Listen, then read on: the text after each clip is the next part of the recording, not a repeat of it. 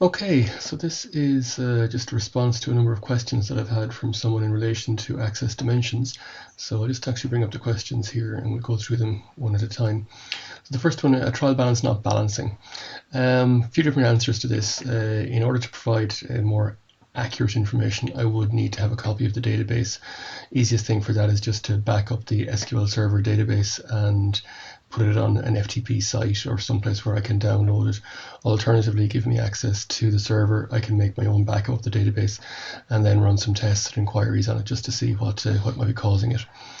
Now there are a few different solutions as well. One is we can use a function called data checker, which will allow me to do a nominal recalculation, basically look at the sum of all transactions on the database and recalculate the balance and turnover of each individual nominal account. That's one option. We could do that in a test database as a starting point. The other is there is a module in the system called corrections, and we can go look at the transactions and we can run a correction on an individual account or an individual journal and modify it so as to bring the value back into line with what we expect it to be. So both are options. I need to see the actual database in order to determine which is the more appropriate in this instance. That's the first question. Next question, advice on multi-stage invoicing. So at the moment, the client posts invoices received into a batch. From there, they're released once they've been approved. And this is to ensure that they don't want to inadvertently pay an invoice that isn't yet approved. So there's two or three different options on this. So the first option, and probably the most straightforward, is if we just go to creditors and invoices and we click on the options icon here. So literally it's just within the purchase ledger invoices screen, click on options, and there's an option here to put invoices on dispute. So we could potentially set the system so that every invoice that's entered is initially put on dispute. We can still use the batch function and all of that, but it means that if an invoice goes on dispute, it has to be taken off dispute before it's ready to be paid. So if we were to look at a supplier's account, and if we just take this particular supplier and look at the list of outstanding transactions for him, we can right click here, view the transaction, and we see the dispute flag is ticked. And then if we edit that transaction and remove the disputed flag, when we save it down, it will actually record the date stamp and time when the query status was cleared. So that's one option. The other is if we were to just leave that on for the moment, we could go to the remittances window and see this outstanding transaction and take off the dispute flag from there. So I suppose there is that limitation in that doing it from the remittance window would mean that it is possible to actually look at the transaction and either put on or take off a dispute flag for those transactions. So that brings us on then to the next option, which is a set in system control. So if I just go into the system control area here, click on purchase ledger options and go to remittances. So then under remittance checks here, there's an option to set either a no payment approval at all, which is the default option, or go with a one-stage or two-stage approval method. So if we just go with the one-stage approval for the moment, and if we save that setting down and go back to our creditors for a moment and click on remittances, we now have a new option here called suggested payments. If I click on remittance checks, just go straight in there, we'll see that at the moment I only have apparently one outstanding invoice. The reason for that is I've already enabled this function where I'm looking at suggested payments, and that allows me to see all open or unallocated invoices, or part allocated invoices for that matter, on the system. And if I select one of those transactions and simply double click on it, that is telling the system that I now wish to pay this invoice, or part pay this invoice for that matter. So I could even reduce the amount that I want to pay. So let's just say we want to pay off €600 off that particular invoice, and then I can flag the invoice as being approved. And when I do that, just click on the button here, we'll see that the stage number then goes from 0 to 1, and if I save that down, it means that now this transaction has passed its first stage of approval, and I've only got a one stage approval set at the moment. So if I now go back into my remittances and remittance checks and look at the transactions, I see that both of those transactions have achieved their first stage approval, and they are the only transactions available for me to pay, and I can only pay up to the value of the approval. Okay, so that is the second option. Obviously, we could go with the two-stage approval on that as well. So the two options that I'm suggesting there is, one, we can flag an item as being on dispute as the default setting, and then take away the dispute flag when it's appropriate. Or the other option is to just post it as a normal invoice from the batch, and then simply go in and choose which invoices we want to pay using the multi-stage approval method. Okay, so those are our options there.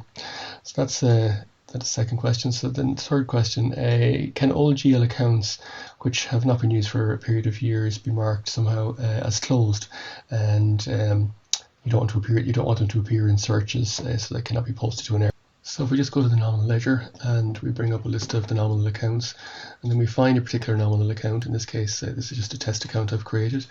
I check to ensure that it has no recent turnover or no movement on the account, and that the balance on the account is 0. I don't want to make an account inactive if it has a balance or relatively recent history. In fact, the system will take measures to ensure that I'm not allowed to make that account inactive until I sort of close it out or remove the balance from it. Anyway, looking at this nominal account, if I click on the edit icon here and then click on the info button, I'm able to then click on the inactive button and simply make the account inactive and save it down. So what that does is make the account inactive, and you'll see now that on the list it has an icon against it which gives us a little symbol indicating that it's been made inactive. And this means then that I can choose whether or not in future lists whether I see that account or not. And the default is I don't see the account, so I have to actually click the inactive icon and then refresh the list in order to see it in the future. And there we see it. So if I was to go and do some journals now, this account would not appear because I've made it inactive. So that's one option. There are other options where we can actually clear the values of the history on an account and completely delete it from the system. But I think for now that's probably sufficient just to actually leave it as inactive. Okay, so back to our list then, and the next thing is prepayments. Can an invoice received be set up to start to release over a certain number of months? I like to move to a stage where it's kind of a one-touch, which is only dealt with one. Yeah, so the easy option here is we can set up a recurring journal, just a manual recurring journal on the system. We're just going to financials and we go to journals. And within the journals window, there is a function available called recurring journals.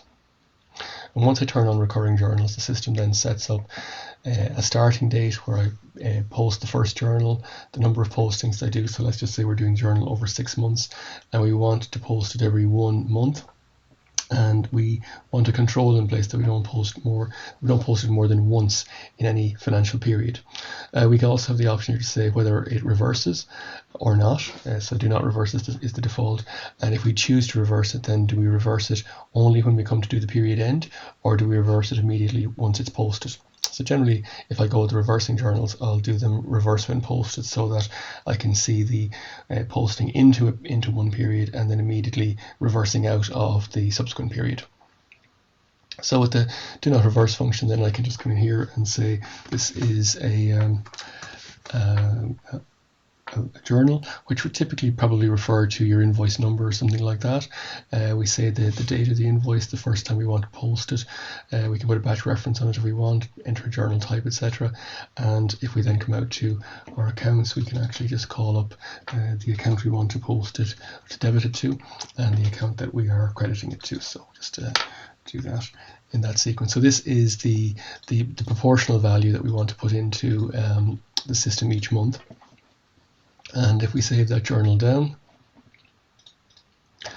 we should now be able to see that we have an option here to post batch, and within the batch you have your standard journals, non-recurring journals, and then we also have the recurring journals in a separate batch, and we can then actually see the journals that we have in there. So we have the test journal that I've just created, and we can tell the system that we want that now to post itself to the next posting date, which is determined down here by the system. So in this instance then you'll see that so far it's posted 0 of 6. I just toggle it to a yes, and I can then post it to the accounts. and then it refreshes itself to say that it's been posted 1 of 6 times, and I can come back again, toggle it to a yes, and post it once again then, so that it is now posted 2 of 6 times, and continue to do that. You'll see that the next posting date is incrementing by each month, based on the fact that we had told it initially that we wanted to post every 1 month. So that should get us to a point then where we can basically fly through the postings and do each posting to the next posting date or the next period in question. So that'll work regardless of whether future period posting or not is enabled. It'll simply look at the date on the transaction. It will look at a table in the system then to see what period that date relates to and post into that period. So hopefully that answers the question there. Okay, so the next question, paying invoices received. At the moment, we pay by check or an individual bank transfer. We'd like to move to being able to produce a bank file. Yeah, you have standard functionality available now to pay suppliers via a file in the SEPA file format. So for that, we just simply go to the system control area, and if we come to here to our purchase ledger options, within the remittances there are various different file formats available, and one of them is now SEPA. So for most operations nowadays we kind of turn off everything except the SEPA file format and make that available. You need to coordinate with your bank a little bit. They need to give you some security details, which we then incorporate into the system, and when we come to generate the files, then we can generate a remittance in a SEPA file format. Obviously, we can only pay suppliers in the SEPA file format, provided we have their bank details on the system. So for that to work, then we need to go into each supplier in question and ensure that we have their bank details filled in here. Once we've that done, and we can then go to the remittances and choose to pay them via remittance BACS. So BACS was the Bank Automated Clearing Systems, and in this instance then we generate the remittances through BACS, and then we can generate the BACS export, and that will allow us to output in the SEPA file format. So that's all standard functionality available since 2.51c. So if you're on 2.51c or above, you'll have that functionality. Otherwise, you may need to upgrade to the latest version to get that file functionality. Does Access have a good document management system? Yes, I can't speak to its efficacy, but there is a document management system. If you go to their website, the Access Group, .com, and finance features and overview, you should get to a page which allows you to look at document management. You can either book a demo or download their brochure. There's also an online chat you can have available if you want to. So there's multiple ways of having a look at what's available. We currently don't have anyone among our client base in Ireland using it, but obviously there are many in the UK, so it's perhaps worth getting in contact with the UK to get some reference sites if you want to talk to people to see how they find the solution. There are alternatives available as well. I've used this company, Copymore, and they provide pretty good functionality. Again, it's down to discussing specifically what you're looking for from your solution. This is more generic. It's not specific to Access Dimensions, whereas obviously Access deals mainly with the Access Dimensions product and works around purchase invoicing and other document types. But yeah, perhaps worth talking to both and see. It just depends on your requirements. Well worth kind of just spelling out exactly what you're looking for from the system overall. But hopefully that helps with that. You're also then asking about no user manual. So they haven't written or they haven't printed user manuals in several years, but there is a manual available. That said, if you go into Access Dimensions and just go to the red toggle button at the top here, there's a help file or help button, and provided the help file has been installed in your system, you should get to a window like this, which provides you with a reasonably simple to navigate list of options, which allows you to do things like go look at various functions like how to, general information. You can actually put in some search words then as well. So if I said, for example, nominal, it would bring back a list of keyword searches where we find that word, and hopefully that'll give you some better information. It's also context sensitive, so if I'm in Dimensions and I look for help with something, so for example if I was in the middle of the creditor's ledger and wanted to look at doing a period end and click on help, it will go and bring up the period end information relating to the purchaser's ledger for me.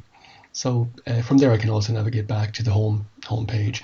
So yeah, the help is really all kind of context sensitive and available through a browser within the Access Dimensions program itself. Okay, so hopefully that answers some of your questions, and if you have anything else, feel free to comment in the section below, and I'll get back to you as quickly as I can. Okay, thanks for your time.